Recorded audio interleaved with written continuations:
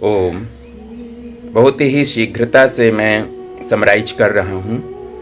काफ़ी मित्रों का प्रश्न रहा है, क्योंकि बहुत तेज़ी से जो यात्रा हुई है संन्यास की, लोगों के साथ भाव मिलन की, उसमें बहुत सारे प्रश्न खड़े हुए हैं।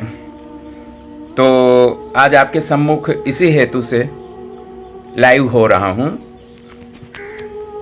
2018 में मैंने सेल्फ संन्यास लिया था, क्योंकि बचपन से ही मेरा मार्ग ध्यान, योग, भक्ति, प्रेम, सेवा का रहा, पिताजी के संस्कारों के कारण। 15 की एज से मैं गुरुकुलों में रहा और कहीं पर प्रलोभनों में ना फंसकर हमेशा सच्चे सद्गुरुओं का अनुसंधान करता रहा। हृदय से मैंने वर्ण किया जो जागृत और जीवित संत उस समय उपलब्ध थे, स्वामी श्री राम सुखदास जी का, जहाँ पे मैं 3 वर्षों तक ऋषिकेश में उनके सानिध्य में रहा। उस समय मुझे बहुत कुछ समझ में आता नहीं था, लेकिन उनकी दिनचर्या, उनका रहन सहन बहुत छूता था, निर्लिप्त व्यक्तित्व। हालांकि कभी ऐसे संवाद नहीं हुए, हमारी आयु तो छोटी ही थी, लेकिन माँ गंगे का भाव इतना प्रबल हो गया उनके सानिध्य से, बस मुंह से और हृदय में जय गंगे निकलता था। एक पैसे भी जेब में होते नहीं थे। और जब शरीर स्वास्थ्य बिगड़ा तो फिर जो है माँ गंगे की शरण में गए। वहाँ से प्राकृतिक चिकित्सा की समझ आई, खान पान की समझ आई। माँ गंगे में ही चिकित्सा करता था पेट की, और वहीं पे तट पे जाके रेती और गंगा जल जो है लगा के पड़ा रहता था, पानी गंगा जल पीता था। स्वास्थ्य अच्छा होता गया। फिर ऐसा लगा कि इस शरीर को चलाने के लिए जो व्यवस्था चाहिए, उसके हेतु मुझे नेचुरोपैथी, आयुर्वेद वगैरह का विधिवत अध्ययन करना है। तो उस हेतु से निकला तो द्वितीय सद्गुरु श्री स्वामी जगदीश्वरानंद के रूप में मेरठ पांचली में मिले। ये दोनों सद्गुरुओं को मैं इसलिए सद्गुरु कहता हूँ कि ये जागृत जीवित सद्गुरु थे, जिन्होंने कभी भी मेरे ऊपर शासन नहीं किया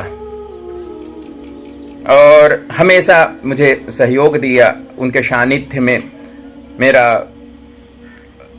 जो साधना का बीज था वो प्रस्फुटित हुआ, पल्लवित हुआ।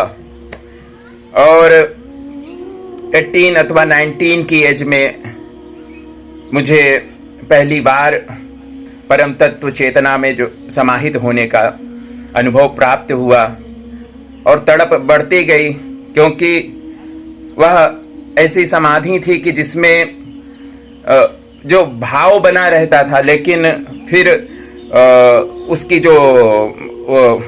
जो उसमें पूरी तरह से जो एकाकार, एक लीन होना है, वो कहीं ना कहीं शरीर भाव भी प्रबल रहता था, इसलिए नहीं हो पाया।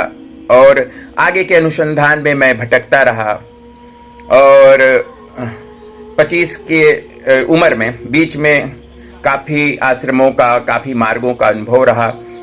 और हमारा जीवन ऐसा रहा कि हम सहजता से सबको स्वीकार करते रहे।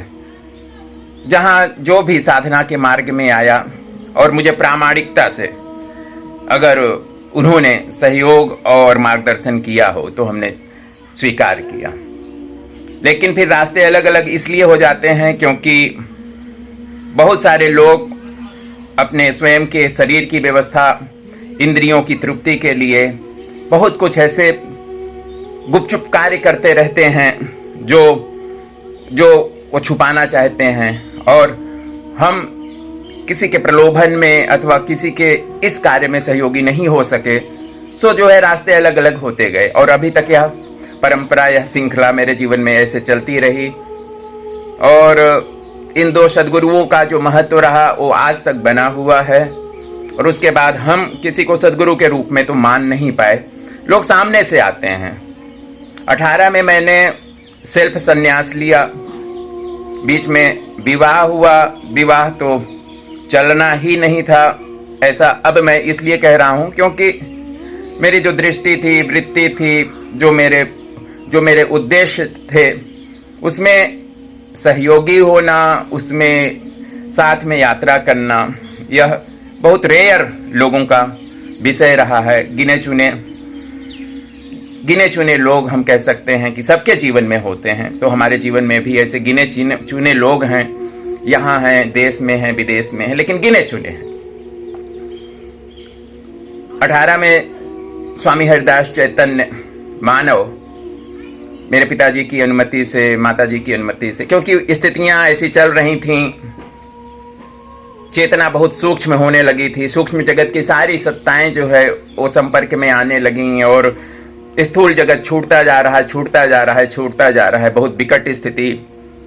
सारे healers including my brother chakras healing and बहुत वेरियस थेरेपीज के मास्टर्स वो समझ नहीं पाए, बोले कि आपके जो मूलाधार, स्वाधिष्ठान, मणिपुर, यहाँ तक के चक्र सारे डिफ्लीट हैं, जैसे यहाँ पे चेतना पहुँच नहीं रही। पूरी चेतना जो है वो ऊपर के केंद्रों पर रहती है, नीचे जो है जैसे कुछ है ही नहीं है, शरीर है ही नहीं।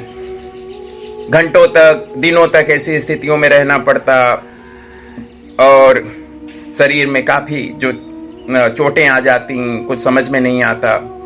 गाड़ी चलाऊं तो पता ना चले कि लेकिन चल रहा है सब कुछ। आज तक तो जो है कुछ शरीर को संभालने वाली जो शक्ति है, माँ भगवती को हम मानते हैं, परमात्मा से मिलन स्वयं में है, लेकिन इस शरीर को भी संभालना है तो माँ भगवती। फिर जैन संत से आत्म तत्व के लिए समर्पित जो स्वामी चैतन्य सागर जी, मुनि जी, उनके सहयोग से जीवन में जो संतुलन आया, बहुत आंतरिक प्रबलता बढ़ी और जो उनके साथ हमारी शेयरिंग हुई, इसलिए उनका बहुत धन्यवाद है। उनके साथ जो विहार रहा कर्नाटक में, हम्पी में, माउंट आबू में, माता विनोद कोठारी और सदगुरु हम उनको मिले नहीं, लेकिन वो 12 साल मौन में रह के और उन्होंने पूरी जो साधना करके जो एक वातावरण जो वहाँ पे किया था, तो हम वहाँ का लाभ लिए। संत अमिताभ जी और माउंट आबू संबोधि वन। तो इसके पश्चात पुनः जो है आने का भाव नहीं था, सिटी में हम कभी रह नहीं पाते हैं, तो गुजरात में आना हुआ। तो गांधी आश्रम के श्री जयेश भाई ने पुनः जो है सहयोग देकर पुनः जो है कार्य में, सेवा में लगाया और एक भाव बना कि कार्य करते रहो, सेवा करते रहो। और जब पुनः जो है थोड़ा सा ऐसा सांसारिक दबाव बढ़ने लगा, तो पुनः जो है संन्यास का जब विचार आया, तो लोगों ने कहा कि आपका तो सेल्फ संन्यास है। हमने कहा कोई बात नहीं, सेल्फ संन्यास है तो संन्यास ही है, और हम तो मानते हैं कि यह निर्णय मेरे जीवन का अंतिम और आत्यंतिक निर्णय है। लेकिन जब भाव दशा में एक बार भाव समाधि में यह शरीर जो है गिरा और हाथ में दूध का गर्म तपेला था, तो एक जो हमारे कैंप में आए हुए थे उनको बहुत सारा जो दम का रोग था, 4 कदम चल नहीं पाते थे, 2 साल से खटिया पे थे। 5 दिन में उनको पूरा लाभ हुआ, सारा कफ निकल गया, दमे में लाभ हो गया, चिलम छोड़ दी, गांजा छोड़ दिया और सब कुछ करने के पश्चात बोले कि नहीं जो है हम आपको संन्यास देंगे। हमने कहा ठीक है। तो सामने से ही जो स्वीकारता हुई और उन लोगों ने पुनः जब चिलम गांजा शुरू किया और फिर उनके भक्तों ने दबाव बनाया कि आप भी पियो तो हम आपका सम्मान करेंगे, हम नहीं पी सकते, क्योंकि हमें लोगों का भविष्य खराब नहीं करना था और आश्रमों में यह नहीं चलना चाहिए। एक ऐसा मेरा जो है पूर्ण रूप से यह निर्णय है, किसी भी आश्रम में नहीं चलना चाहिए, क्योंकि जो नई पीढ़ी है वह इसलिए आती है कि गुरु मान के आती है, कोई अच्छा ऊर्जावान स्थान मान के आती है, शांति के लिए आती है, और वहाँ पर यह सब चलता है तो भटक जाते हैं, जीवन खराब करते हैं, परिवार खराब करते हैं, स्वास्थ्य खराब करते हैं, नौकरी धंधा व्यापार खराब करते हैं। तो व्यापार के रूप में जिनको चलाना हो वो 2 नंबर का वो चलाए अपना, लेकिन यह आश्रमों में नहीं चलना चाहिए। इसी भाव से जो है हमने जो है फिर उन्होंने कहा कि कंठी, फिर कंठी वापस दे दो, फिर कंठी वापस देने की प्रक्रिया हुई और हम तो जो भी है वो हृदय में है और कंठी में नहीं है, ऐसा मानते हैं। और जब स्वयं अपने ही बलबूते पे जब हम केंद्र चला रहे हैं और ज़्यादा उसको विकसित करने का भाव आया, तो जो दूसरे जो कहलाते संत हैं उनके यहाँ गए, हाँ आ जाइए, पहले तो आपको जो है ये कर देते हैं हमारे पंथ में, संप्रदाय में, उसके पश्चात आप सेवा करें। हमें तो कहीं किसी से लेते नहीं, योगदान ही करते हैं। और ये भी भाव नहीं था कि नहीं जो है हमें अच्छा है आपके यहाँ जो है सेवा कर सके।